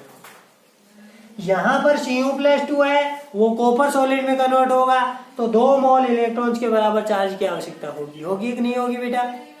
2 मोल इलेक्ट्रॉन्स पर जितना चार्ज होगा। अब 1 मोल इलेक्ट्रॉन्स पर अभी अपन ने निकाला कि 96,500 कुलाम चार्ज होता है, तो 2 पर निकालने के लिए 2 से मल्टीप्लाई कर दिया। अब आपको कितना कुलाम आवेश यहाँ पर कितना सप्लाई कर रहे हैं वो तो दे रखा है, 900 कुलाम। तो कितना कॉपर निक्षेपित होगा वो आसानी से बता सकते हैं कि नहीं। कैसे बताएंगे, देखो क्योंकि 2 × 96,500 कूलम आवेश प्रवाहित करने पर आवेश प्रवाह से निक्षेपित कॉपर कितना आ रहा है? 63 ग्राम। इसलिए 1 कूलम आवेश प्रवाहित करने से निक्षेपित कॉपर 63/2 × 96,500। इसलिए अपने पास कितना कूलम आवेश है? 900 कूलम से 63 2 × 96,500 को मल्टीप्लाई किससे कर दो? 900 से। आंसर किस में आएगा बेटा? ग्राम में। तो इस प्रकार से आज आपकी ये जो क्लास थी उसमें आपने क्या क्या देखा? सबसे पहले हमने देखा विद्युत अपघटन। क्या देखा? विद्युत अपघटन। अब विद्युत अपघटन की परिभाषा अपन ने देखी, विद्युत अपघटनी शेल के बारे में अपन ने देखा जिसे वोल्टामीटर भी कहा जाता है। फिर उसके बारे में जो अभिक्रियाएं संपन्न होती हैं कैथोड और एनोड पर, जो अर्ध अभिक्रियाएं होती हैं ऑक्सीकरण और अपचयन अर्ध अभिक्रियाएं, उनके बारे में देखिया। और फिर जो कैथोड और एनोड पर आपको प्रोडक्ट प्राप्त हो रहे हैं उनकी चर्चा अपन ने इस क्लास में की। उसके बाद में अपन ने ये जो फेराडे के नियम है विद्युत अपघटन से संबंधित उन नियमों की चर्चा की। अपन ने फेराडे का प्रथम नियम देखा। प्रथम नियम अपना क्या बोल रहा था? किसी भी इलेक्ट्रोड पर निक्षेपित पदार्थ की मात्रा उसमें प्रवाहित आवेश की क्या होती है? समानुपाती होती है। फेराडे का प्रथम नियम क्या था? विद्युत अपघटन के प्रक्रम में किसी भी इलेक्ट्रोड पर निक्षेपित पदार्थ की मात्रा उसमें प्रवाहित आवेश की क्या होती है? समानुपाती होती है। डब्ल्यू समानुपाती किसके हो रहा था? क्योंकि हो रहा। डब्ल्यू समानुपाती किसके? क्योंकि सॉरी एम बोलते हैं, मैं इसे बार बार में डब्ल्यू बोल रहा हूँ। निक्षेपित पदार्थ की मात्रा को किससे नोटेट किया था अपन ने? एम से। एम समानुपाती होगा किसके? क्योंकि। तो एम बराबर फिर अपन ने WIT लिख दिया था, क्योंकि क्यों बराबर IT होता है। तो एम बराबर किसके लिख लिया था? WIT। I बराबर 1 रखा था, T बराबर 1 सेकेंड रखा था। तो वहां से अपने पास जो अपना W था विद्युत रासायनिक तुल्यांक, उसकी डेफिनेशन आ गई थी। जब किसी विद्युत अपघटन के विलयन में 1 एम्पियर की धारा 1 सेकेंड तक प्रवाहित की जाए तो इलेक्ट्रोड पर निक्षेपित पदार्थ की मात्रा उसका क्या कहलाती है? विद्युत रासायनिक तुल्यांक कहलाती है। उसके बाद में अपन ने फेराडे का द्वितीय नियम देखा। उस द्वितीय नियम में अपन ने क्या देखा? Second law of Faraday. उसमें अपन ने ये देखा कि अपने पास विद्युत अपघट्य अलग अलग है बेटा। एक विद्युत अपघट्य है, फिर दूसरा विद्युत अपघट्य है। अब विद्युत अपघट्य अलग अलग हो गए, उस स्थिति में क्या करें? उस स्थिति में अगर समान धारा में समान समय तक दोनों ही विद्युत अपघट्यों में प्रवाहित कर रहा हूं, तब इलेक्ट्रोड पर निक्षेपित पदार्थ की मात्रा उनके तुल्यांक की भारों की क्या होती है? समानुपाती होती है। देखो कैसे। ये निक्षेपित पदार्थ की मात्रा को मैं एम से दर्शा रहा था। किसे? एम से दर्शा रहा था। वो किसके समानुपाती होगी? उसके तुल्यांक की भारों के ई के ग्राम इक्विवेलेंट के क्या होगी? समानुपाती होगी। ऐसा अपन ने लिखा था। फिर मैंने ए और बी दो अलग अलग विद्युत अपघट्य के अंदर इलेक्ट्रोड डाले थे और फिर ए के बारे में लिखा था कि ए में भी आई एम्पियर की धारा टी सेकेंड तक प्रवाहित हो रही है और बी में भी आई एम्पियर की धारा टी सेकेंड तक प्रवाहित हो रही है। तो ए के लिए निक्षेपित पदार्थ की मात्रा M1 उसको किसके समानुपाती किया था? निक्षेपित पदार्थ की मात्रा M1 को किसके? E1 के समानुपाती। और फिर द्वितीय के लिए M2 को किसके समानुपाती? E2 के समानुपाती कर दिया। M1/M2 बराबर किसके हो गया था? अपना E1/E2 के हो गया था। यहां तक अपन ने देखा। उसके बाद में अपन ने फेराडे के प्रथम नियम को याद किया था। W समानुपाती हो रहा था किसके? W बराबर किसके? सॉरी M बराबर किसके?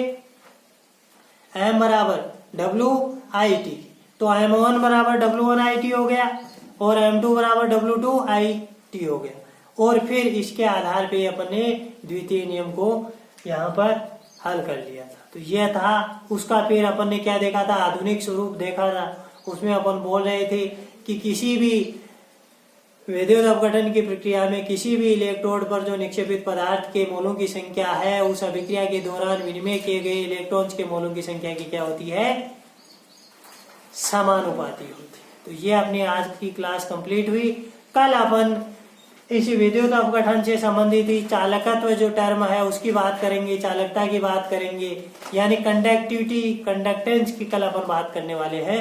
तो आज का जो लेसन है वो विद्युत अपघटन के लिहाज से आपका कंप्लीट हो गया है। घर जाकर आप इसको अच्छे से समराइज करना। Thank you all.